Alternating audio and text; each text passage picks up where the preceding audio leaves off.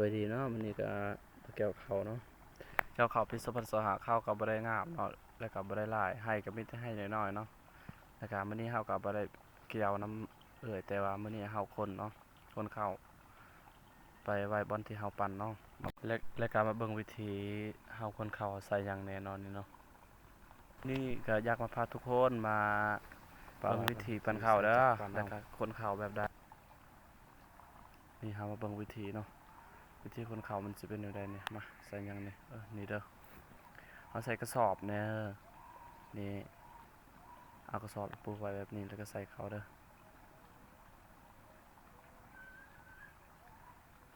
ใส่ให้เต็มสำได้ว่าเขาสิเอานี่ก็โอเคแล้วถือว่าได้แล้วสำได้ไว้นี่ก็ยุกเขาใส่นี่ก็เขาใส่ให้มันหลายเด้อ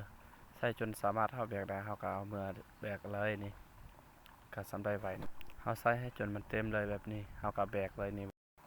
เขาใส่นี่แหละก็ยุกเนาะสำไว้ก็ยุกเนาะเมื่อใส่เต็มแล้วเขาก็เอาไปเมื่อเนาะเอาไปบอลที่เขาอยากตีหรือว่าปั่นเนาะ